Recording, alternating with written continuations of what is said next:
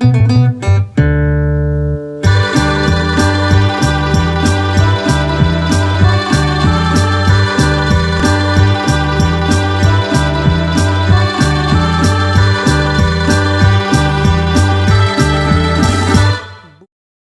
speaking from the Philippines. My name is Cresente Paez. I am the CEO of AgriCOOPh. The federation was established with the help of AFA here in the Philippines. What I'm going to present to you is a business case. It is called Co-ops for Food Initiative. We would like to attract more partners, especially during these difficult times. And we have this banner promotion, cooperating out of pandemic. Before we are in normal times, now we are in new normal period during this crisis. It is not only a matter of new normal. The new normal must be a better normal for the farmers. Just quickly, we were established in 2018. We are 500,000 members, 26 cooperatives, and our total assets is around 216 million. So the federation is a business organization, and we focus on the market. How we work, we have these three operating units. One is capacity building, the other one is business development, and the third one is the supply and marketing services. This is the unit that hopefully is the one responsible for the Co-ops for Food initiative during this COVID-19. We have this online survey during the height of the outbreak. And the question we ask is, your business operation of your cooperative affected by the outbreak? And the answer is 91.7% of the cooperatives all over the country which have been affected. And we also conducted our online survey for our agricultural cooperatives. And the same question that we asked, and the answer is 70% that the cooperative has been moderately affected by the COVID-19 pandemic. And it is only about 10% who said that they were severely affected. Now, we would like to share with you the challenges brought by COVID-19, especially in the agricultural cooperatives. Number one in the list is the low market prices and no market opportunities. And what is behind here is the fact that the entire formal market system has collapsed. In other words, our previous market outlet, which are hotels, restaurants, and the chain of stores, supermarkets, were all gone. They are no more. So it's not a matter of low market prices. The greatest issue here is that we don't have the market anymore. And the second one is the restricted movement of products because of the lockdowns in different neighboring provinces. So it is difficult to move products from one province to the next province, even from one village to the next village. And the fact is that the farmers were affected by shortage of laborers, meaning if there are laborers coming from the next village, they cannot just cross to the next village to provide the labor because of the highly restrictive quarantine pass. And you'll be subjected to a 14-day quarantine period.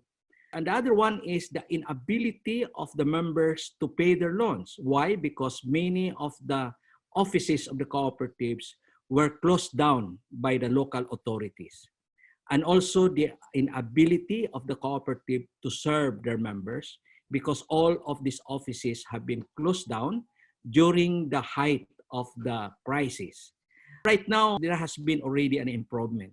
I would say about 50% has been improved already. So we are confronted with two issues in the crisis. One is the formal marketing system collapse, and the other one, logistics handling crippled. So we thought that we need to create an alternative market. And this is the reason why that we come up with this program called Co-ops for Food. It is an innovative business model of our federation that is directly to link the farmers' cooperatives to the consumers' cooperative. But the idea is not really to react to the market because the market is no longer there. The idea is to create another market that is to be controlled by the farmers themselves.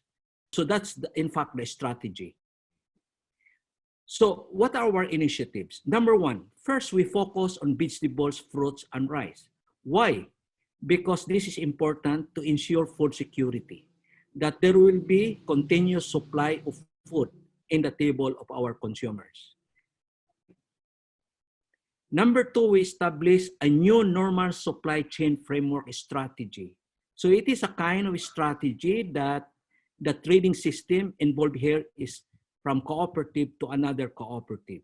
And we allow the consumers cooperative in the urban centers to create their own channels to be able to reach out to the intended consumers. And what is the function of the AgriCOOPh in this particular strategy? We are into supply and marketing arrangement. In other words, we are into matchmaking between the farmers and the consumers through the cooperative organizations. And the other one, we facilitate in the support of logistics, like shipping, for instance, trucking, warehousing, especially when you need to do some repackaging, sorting for relief operations of your market channels. And we also go into financing arrangement because there are buyers who don't have the ready cash to buy from the supplier. And we created a Co-ops for Food team. And there are about 5 people involved. We have the social media officer here that is in charge of the marketing operation. And we have the training specialist, and we hired a consultant. And this is led by our supply and marketing officer. Under here are the 3 business development workers, and we divided them into different tasks. One is in charge for the market, that is in Metro Manila, that is where the center of our operations. And the other one is from Mindanao, the southern part of the country, another business development worker that is in charge for the supply of farm products. And the other one is the second market, that is the central part of the Philippines, that is the Cebu market. So in other words, this is our operating system. We are trading by matchmaking the seller and the buyer. And as you see in the map, the farthest supply of our banana and rice come from down the south in Mindanao. And you have also coming from northern Luzon and also central Luzon. And the drop points will be in Metro Manila. As you see, these are the supply chain that is happening in relation to vegetables, into fruits, into organic rice, and into banana, including conventional rice. Okay, these are our strategies. There are 1, 2, 3, 4 strategies. One is opening a new normal supply chain. And the other one is creating a home-based retailers. That means we organize our own retailers. Then we have the localizing the market and then contracting the farmers to produce what the market wants. Okay, just to show for you how we conducted our activities, and you would notice the complexities, but they are very simple operations, as you see in this slide. And this one is the Augusta Rice Cooperative Hub, where we localize the market.